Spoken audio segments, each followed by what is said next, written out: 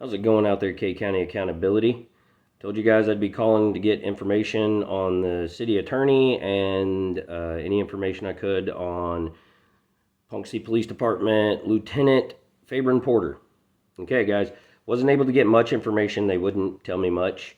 Don Bohan is the deputy city manager, and he's the one I talked to, which he was chief of police for Ponca City, which I don't understand how he qualifies to be deputy city manager at all. I did watch the city council meeting where he was appointed as deputy city manager, and it's funny because if you watch that, it was like February 11th, I believe, was the date of 2024. They start out the meeting with a video about honesty and telling the truth and stuff. And then immediately, the first person that speaks is City Commissioner Garrett Bowers. And he straight lies. Completely, his first statement is an absolute lie. He praises Don Bohan, saying that he did such a great job as chief of police and all this. Garrett, please show me this information you have that will validate that, because I can show you information that will show no, he did not do a good job. I will show you the fact that Ponca City, during Don's time as chief of police, we were in the top 5 most dangerous cities in Oklahoma.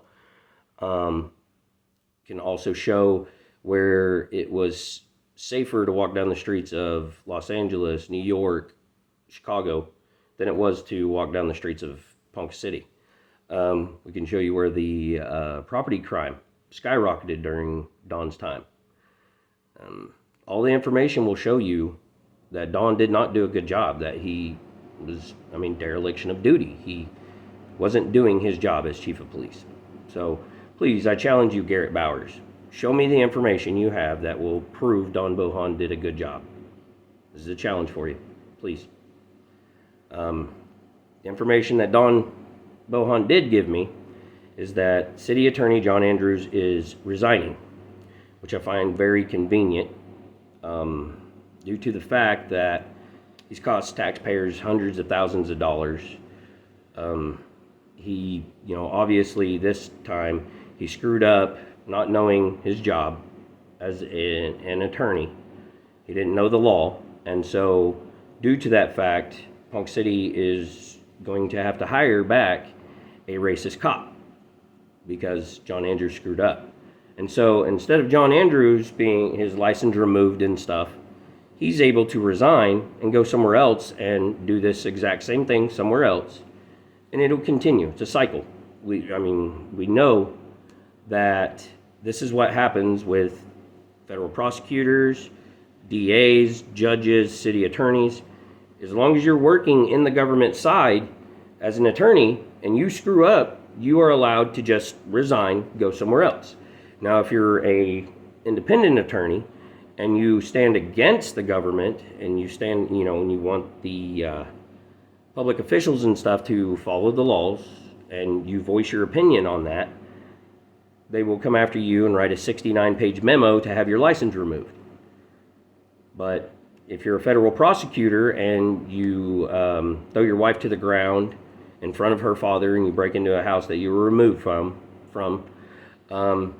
you're allowed to resign and go be a judge.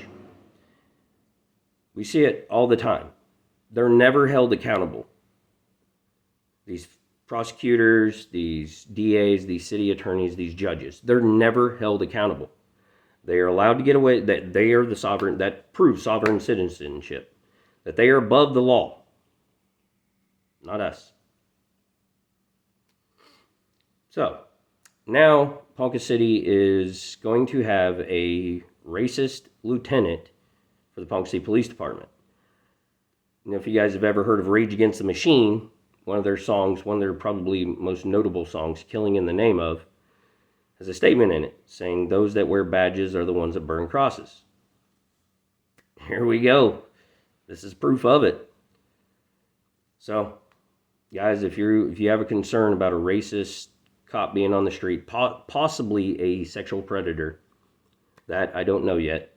I haven't confirmed it, so it's just a possibility, allegation that I heard. Is about to be out on the streets there in Punk City. Hope you guys feel safe. You guys all take care and always film the police.